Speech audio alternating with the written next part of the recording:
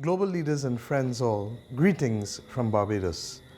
Barbados's hosting of UNCTAD 15 will take place at a time when the world fights two crises which, separately and together, threaten development prospects, have reversed social and economic gains, placed the livelihoods of people all over our planet at risk, compromised the quality of life of billions across the globe, and indeed put the world, but particularly small island developing states and least developing countries, in a precarious place.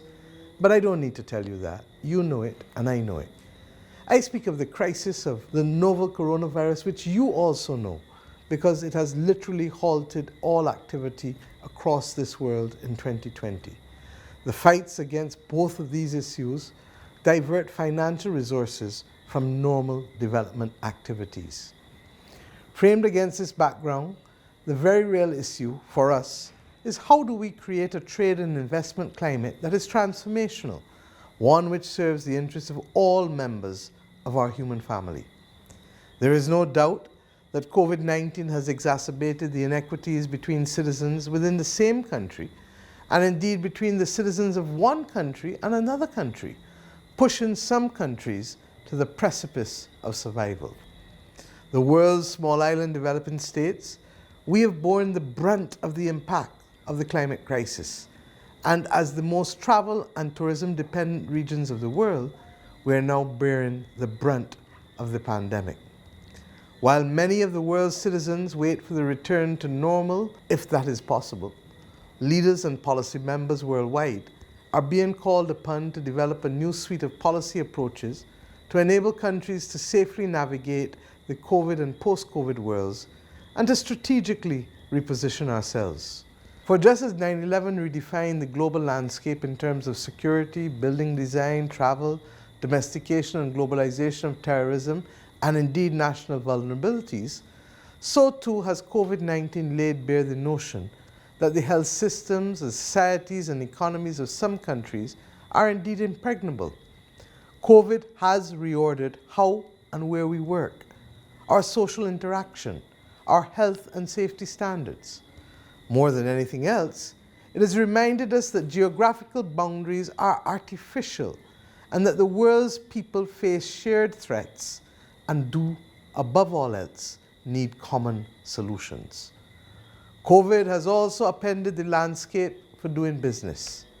Countries like ours, which are seeking equity, recognize that the world's citizens desire and deserve to live in dignity, and it is the responsibility of those of us in public space to find the enabling policy prescriptions.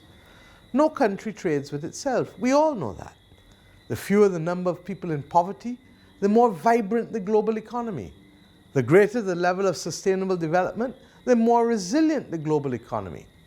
And this is the underlying premise on which Barbados's hosting of UNCTAD rests. It is how we see today's Global Investment Promotion Conference. It is pivotal to, and the very essence of Barbados's effort and intent to ensure that UNCTAD addresses the existential issues of stopping small open economies like ours from getting lost in the global maelstrom and transitioning them from vulnerability to prosperity. Trade, business and entrepreneurship remain the principal drivers of economic expansion. And Barbados and the Caribbean seek to grow out our economies by offering investment opportunities in the cultural industries, in the blue economy, in the green economy, in the digital economy, in the new areas of medical cannabis, in the area of e-health, in the area of education, life sciences, the new areas of robotics and data and cloud engineering, fintech, cybersecurity, indeed generally the services sector and in particular the financial services sector. And might I mention, we run clean jurisdictions with businesses of substance. What you may ask, what do countries like my own offer and what is the value proposition that we have? People like us who survived the horrors of slavery and the Middle Passage overcame the menace of colonialism and yearly face the ravages of extreme weather events. We carry in our very DNA a capacity for resilience, for innovation, for nimbleness, and of course, for optimism. These have been our skills for survival, and mercifully, we still have them for the challenges that we face today. They are some of the same skills that will guarantee our success. Added to that survival are high educational attainment and a level of creativity that, when unleashed, has provided you with some of the best things that you've ever seen. We've given the world the rhythms of Bob Marley. We've given you the cricketing genius of Sir Garfield Sobers, or the lightning pace of a Usain Bolt to the world, the economic thinking of the Nobel laureate Sir Arthur Lewis, the beauty and dulcet tones and business acumen, I might add, of a Rihanna, the pioneering of Juliet Daniel, a scientist who I actually went to school with, who discovered a gene which predisposes women to breast cancer, and then, of course, Azerbaijan independent child, named it Kaiso for the Caribbean music genre. We also gave you the steel pan, the only music instrument to be invented in the 20th century, and indeed the creative vision of Peter Minshall, whose design of spectacle and masquerade for opening ceremonies of the Olympics has, in my view, not been matched by anyone. And all of this, I might add, from a region where one finds only 0.56% of the global population. Can you believe it?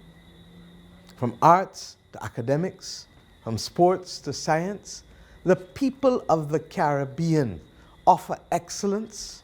We offer stable environments in which to do business. We offer an excellent return on investment. And might I add again, one of the most beautiful places on the planet in which to live or visit. Let me assure you that when people move their investment capital to Barbados or to the wider Caribbean, it will be safe. Barbados is a country with a clear track record of fidelity in contractual relations, and which already serves as home to many, many international investors and businesses, and for decades. I also want to give you the confidence that we have tested widely and deeply in this country over the last 10 months since we started testing for COVID. And indeed, fortunately, we have had less than 300 positive cases, which have come from predominantly outside of Barbados.